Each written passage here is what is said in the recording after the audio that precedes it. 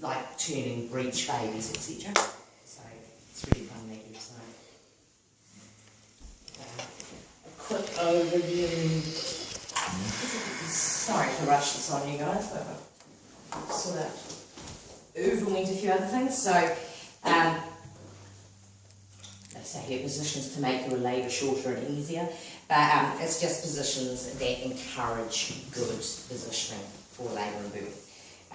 So really good, so close physical contact. Now that is encouraging that oxytocin and all those good hormones we were talking about. It's just that hugging and holding somebody. It can be quite relaxing to have your arms up above your partner or your support person and just let them help swing your hips through a contraction, or they can be rubbing your lower back whilst you're sort of doing a bit of a hanging on. Walking up and down stairs, believe it or not, encourages stronger contractions and actually helps open up your hips. And also, kneeling down on one knee, you can do that as well. Most delivery rooms have got a bed in them. You don't have to keep the bed in the centre of the room. Push it out of the way.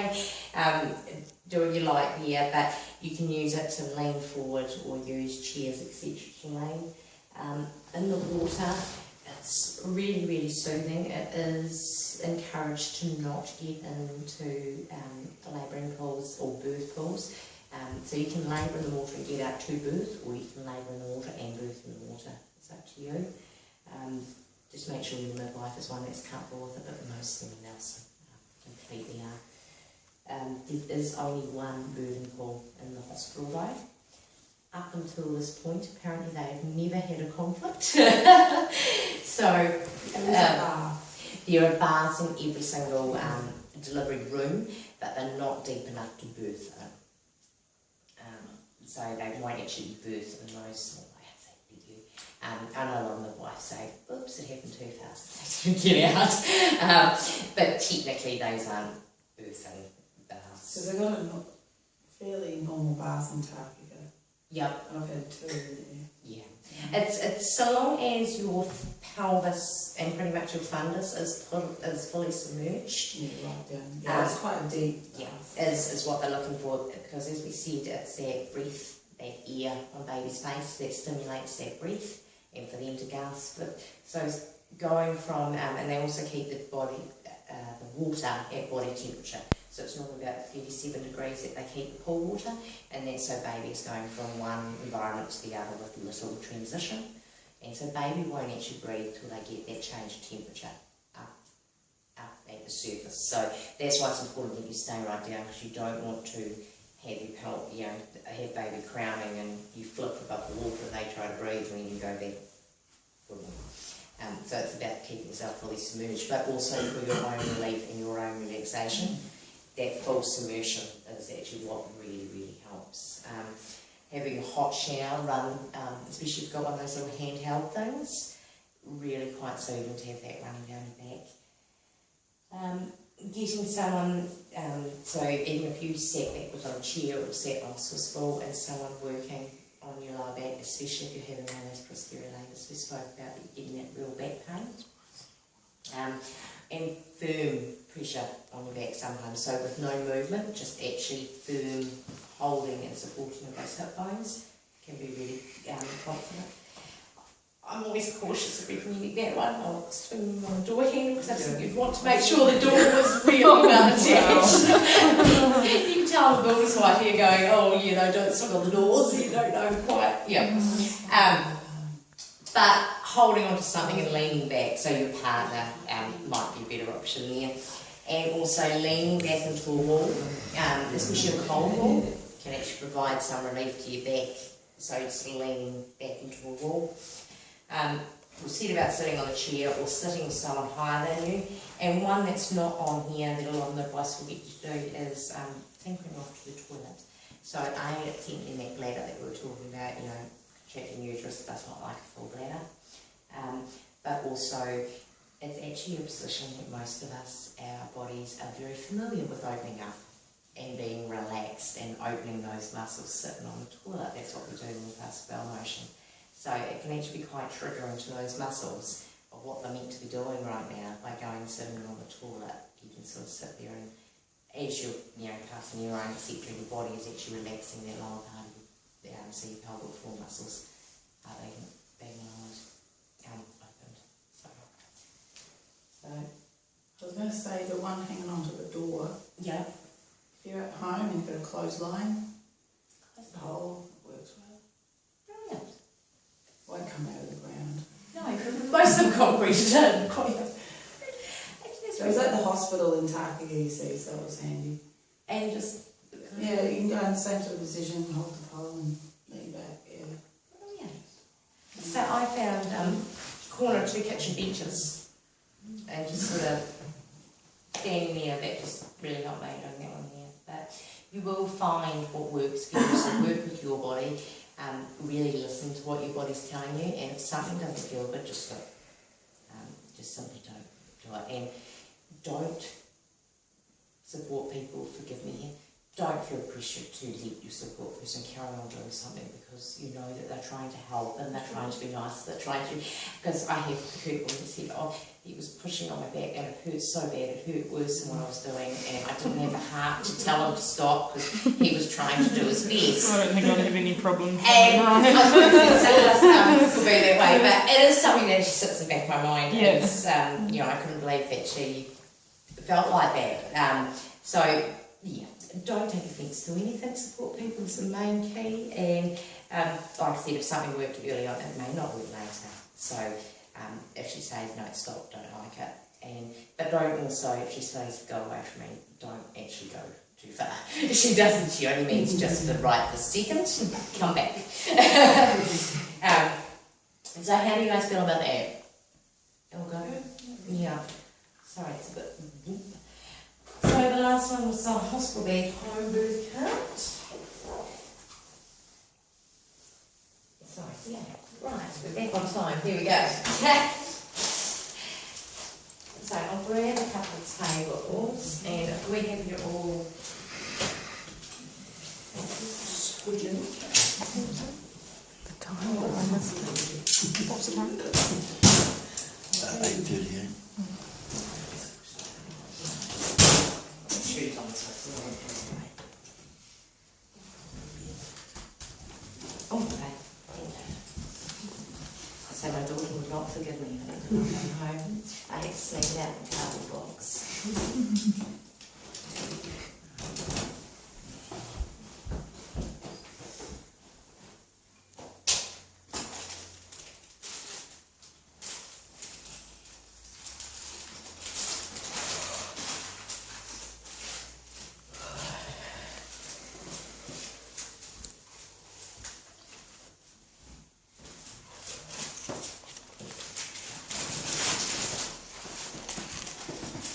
Grab it on a set of cards, so we shall go into one big group instead of 2 small groups, if that's all right with everybody. So we're all have a way of wiggling up. So just as a group, if you guys want to discuss, so for home and hospital birth, so even if you're not planning on birthing at home, you do sort some of these things at home, and same as if you're planning on birthing at home. It's just good practice to have something packed ready to go. So, what you think would benefit being in the hospital? So this is about making your birth a safe place and what you may require and what you may want there. Right, so in the hospital, at home,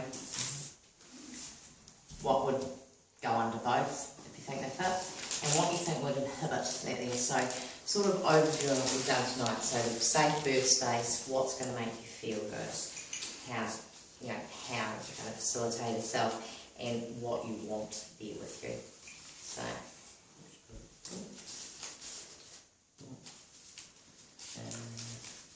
yes.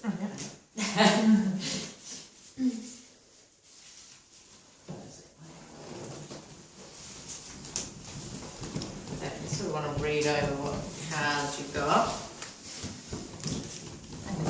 That's fine, I've got one.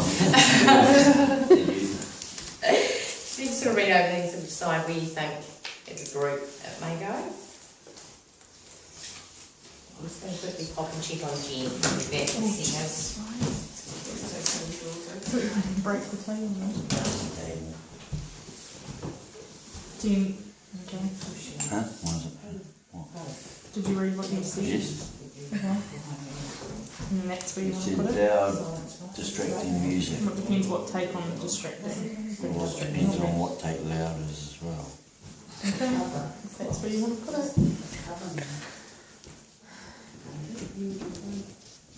Definitely go either way. Yeah, exactly. Depends what take on distracting, yeah. Yeah, but at home while you're Want to distract you, or do you want to distracting. Yeah. Multi-purpose. They get yeah. Pardon? It's the only one at home. Well, this is going for me. This is what I need. That's right. You're going to hit Pantera Oh, and the birth yeah. of your baby. Until I get the keys thrown at me. Music.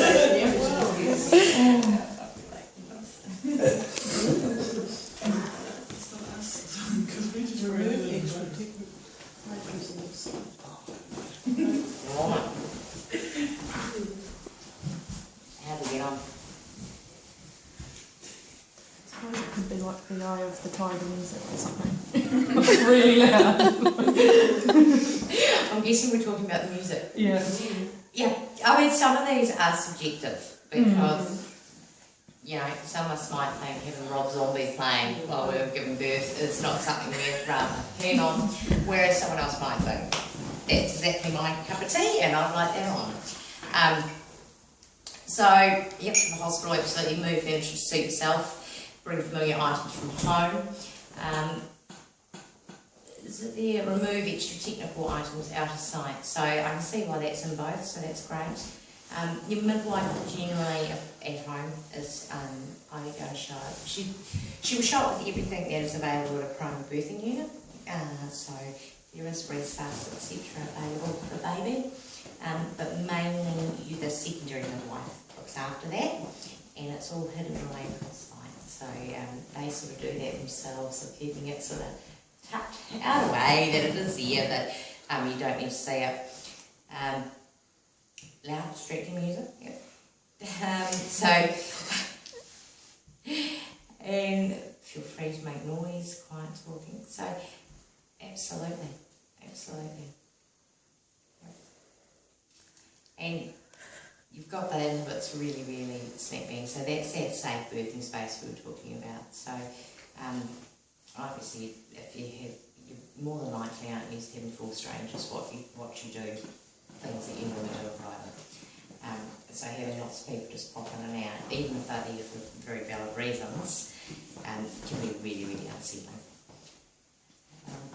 So how do you guys all feel about that? I think covering the clock for me would be not helpful, because for me to see the end of a contraction, if I know someone's telling me they're going for so long, then that's my motivation. I don't think, shit, I've got another 30 seconds. I think, awesome, I've got another 30 seconds, and count down. So for me, that would be like a good thing. Yeah. See the other side of it. Yeah. I mean, and something to focus on. It's not, like even if it is just something moving around. So that's something really neat that you know about yourself, that you can use that really, really well. So the cover clocks does come from, just so people aren't thinking, oh my focusing gosh, I'll on, be doing this for 5 dragging hours. on, I yeah. don't like. Yeah. That's why I don't miss the clock. Yeah, so up to you though. I mean, if you're someone that really likes to know time, then that wouldn't be helpful for you. That would, you know, it would have the opposite effect. So you now know, make sure that the clocks are available. I'm sure there will be. Well done. And yeah, the bright lights we're talking about, that is more helping babies transition to. So that dimly lit, so keeping the lights down. And it's exposed when it's so light. Yeah, you feel like you're in a refrigerator almost. Yeah. Just the big lights. Even in, sorry, the odd description way of it there.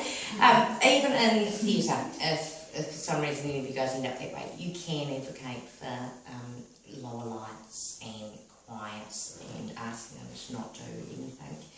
Even delayed call trending is available. So they won't delay it to the point that we're talking about, completely stopping pulsating, but they will give it a wee bit longer than immediate if you ask for these things. So that, do you mean if you go cesarean? Yeah. Never even thought about that. Yeah. Yeah, so Good to know. it is about discussing it with the obstetrician beforehand and having a midwife support you in that. But they will do things like not have the extra chat or anything else, and they will just have the lights down low, and rather than baby being put directly under really bright lights, they will help shield baby's eyes and everything else. So it's actually quite lovely, and the staff up here are actually really supportive of that if that's what parents want. So gentle birth, gentle mothering. That's all. Right. So I will pop up on the group. I have just got a wee list of what you may want to have packed and set aside for hospital birth and for home birth. And even like I said, if you do birth at home, it's just a good idea to just have a little pack. And same with hospital bag, it's a good idea to have that packed a wee bit before you think you might need it. Or you might end up like me in the day after labour, getting brought up a pair of heels and a miniskirt you haven't worn in 3 years. Makes the unuseful something. It was one of those moments of going, really? I appreciate you've done that, but and having seen your mother-in-law to go through your privates at home to collect up what you want. So learn from me, pack your hospital bag yourself and have it nice and sorted, but it's got things in there that you want, so like your birth preferences, your maternity notes, just make sure you've got them all in one spot. Mainly because you just do want to be focusing on yourself and what you're doing during labour, and also your support person doesn't want to be running around like a mad chicken trying to work out what it is that you would like packed, and so it's just ready to go. It's ready to go. Okay. Any questions about anything tonight or this activity? No? Lovely, lovely. Fly free for another week.